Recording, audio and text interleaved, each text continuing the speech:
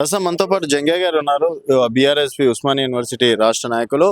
జంగయ్య గారు, అంటే నేను మీరు ప్రెస్ మీట్ పెడితే అడ్డుకున్నారని చెప్పేసి ఈరోజు ప్రెస్ మీట్ లో చెప్పడం అనేది జరిగింది. ఒక సీఎం రావడాన్ని ఎందుకు మీరు వ్యతిరేకిస్తున్నారా, స్వాగతిస్తున్నారా, ఏంది అసలు?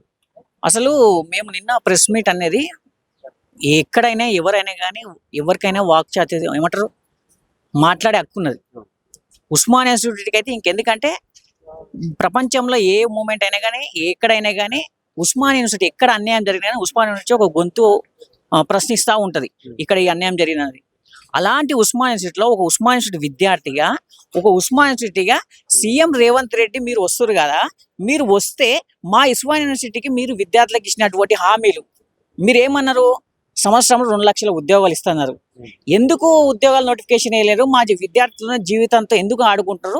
ఉద్యోగ నోటిఫికేషన్లు ఇవ్వాలని మేము ఆ నుంచి ప్రెస్ మీట్ పెట్టి చెప్పాలనుకున్నాం.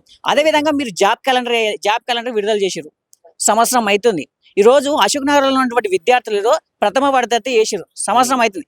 ఇప్పటి వరకు జాబ్ క్యాలెండర్ అమలు ఎందుకు చేస్తలేవు అని మేము ఆ నుంచి ప్రశ్నిస్తాం అనుకున్నాం రేవంత్ రెడ్డిని. అదేవిధంగా ఈరోజు మన ఉస్మానియా యూనివర్సిటీలో ప్రొఫెసరల్ రిక్రూట్మెంట్ చేయాలని మేము ఆ నుంచి రాష్ట్ర ప్రభుత్వాన్ని రేవంత్ రెడ్డి అని అడగాలనుకున్నాం.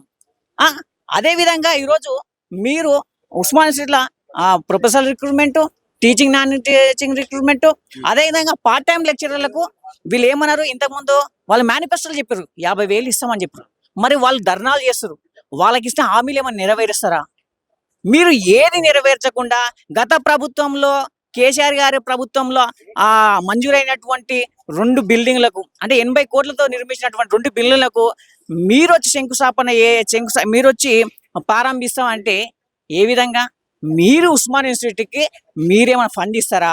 అదేవిధంగా కేసీఆర్ గారు రాష్ట్రం వచ్చిన తర్వాత ఇక్కడ ఉన్నటువంటి ఉస్మానియా యూనివర్సిటీ బకాయిలను 7 కోట్ల బకాయిలను మాఫీ చేసారు ఉస్మానియా యూనివర్సిటీ విద్యార్థులకు. మీరు అట్లా ఏమైనా విద్యార్థులకు ఏమైనా బకాయిలు ఉన్నటువంటి మెస్ బిల్లులు ఏమైనా మాఫీ చేస్తారా? అదేవిధంగా మీరు రాష్ట్రంలో ఫీజు రియంబర్స్మెంట్ ఉన్నది. ఇప్పటి వరకు ఒక సామాన్య విద్యార్థి చదువుకోవాలంటే ఎంతో అష్ట కష్టాలు పడి చదువుతూ ఉంటారు. మీరు ఫీజు రియంబర్స్మెంట్ ఇవ్వక ఈరోజు విద్యార్థుల జీవితాలతో చెలగాటమాడుతాం. అసలు ఫీజు రియంబర్స్మెంట్ ఎందుకు ఇస్తలేరని మేము ఈ క్వశ్చన్లని ఆర్ట్స్ కాలేజ్ వేదికగా ప్రశ్నించాలనుకున్నాం రేవంత్ రెడ్డిని. మీరు ఇవన్నీ వేసిన తర్వాతనే మీరు ఉస్మానియా యూనివర్సిటీకి రావాలని మేము చెప్పాలనుకుంటే, ఉస్మానియా యూనివర్సిటీ వేదిక విద్యార్థులకు ప్రశ్నించకుండా మాట్లాడే స్వేచ్ఛ లేకుండా ఈరోజు కాంగ్రెస్ పార్టీ ఈరోజు వాళ్ళ పోలీసుల ఉన్నటువంటి పోలీసులు కాంగ్రెస్ పార్టీతో ఒత్తాసు పలుకుతూ ఈరోజు అక్రమ అరెస్ట్ చేస్తున్నారు. ఒకటే గుర్తుపెట్టుకొని, మీరు ఇచ్చినటువంటి హామీలు నోటిఫికేషన్ ఇచ్చిన తర్వాత మాత్రమే మీరు ఉస్మానియా యూనివర్సిటీ అడుగు పెట్టాలని ఒక ఉస్మానియా యూనివర్సిటీ విద్యార్థిగా రేవంత్ రెడ్డి హెచ్చరిస్తున్నా.